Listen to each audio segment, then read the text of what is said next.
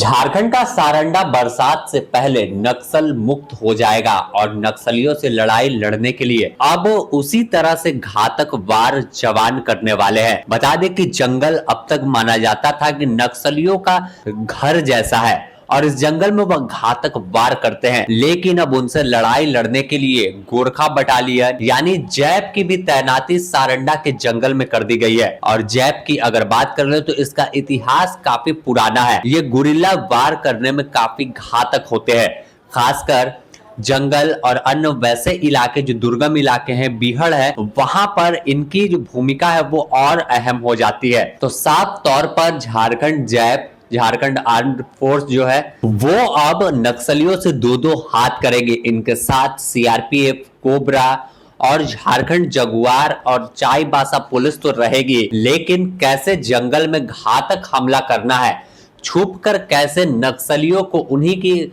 Style में, उन्हीं के अंदाज में उन्हें खत्म कर देना है, इस दिशा में अब झारखंड पुलिस आगे बढ़ गई है।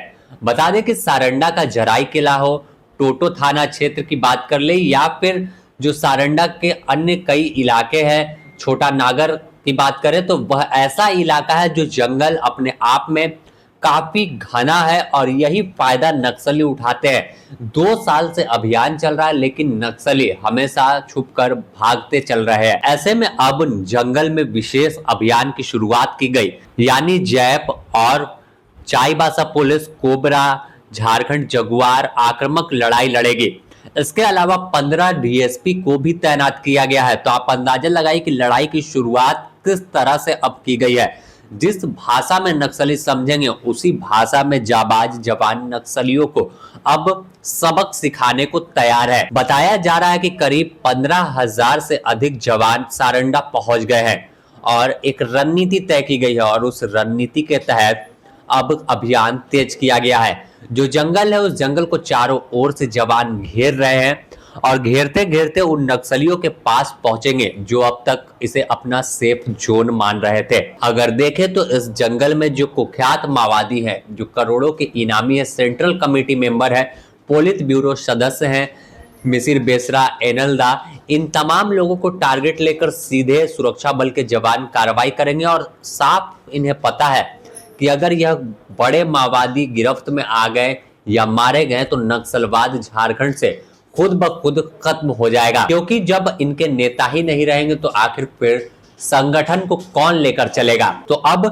पुलिस मुख्यालय पूरी चीजों की मॉनिटरिंग जो है खुद यहां से डीजीपी कर रहे हैं पुलिस मुख्यालय से, और इसके बाद बस एक इशारा यहां से होगा और फिर वहां पर मिसिर बेसरा और बड़े माओवादी मारे जाएंगे। हालांकि पुलिस बार बार कह रही है कि आत्मसमर्पण कर दीजिए, नहीं तो मुठभेड़ में तो हम ढेर कर देंगे, क्योंकि अब आर पार की लड़ाई होगी। जंगल में सामना हुआ तो कोई वार्ता नहीं होने वाली है। इसका उदाहरण छत्तीसगढ़ में भी देखने को मिला था कि छत्तीसगढ़ में 31 नक्सलियों को कोरेगुट्टा पहाड़ पर जो है जाबाज जवानों ने मार गिराया और उनके साम्राज्य को कहे तो ध्वस्त कर दिया। तो अब एक तरह से जो सारंडा मुख्यालय के तौर पर नक्सलियों का था, तो वहां पर अभियान की शुरुआत हो गई है और आक्रामक अभियान, अब तक जो अभियान नॉर्मल चल रहा था वो आक्रामक रूप में बढ़ेगा और यही वजह है कि तमाम जवानों को वहां तैनात कर दिया गया है। ऐसे में देखे तो पूर्व में कई बंकर जिसमें माओवादी छुपकर बैठते थे उसे भी ध्वस्त किया गया था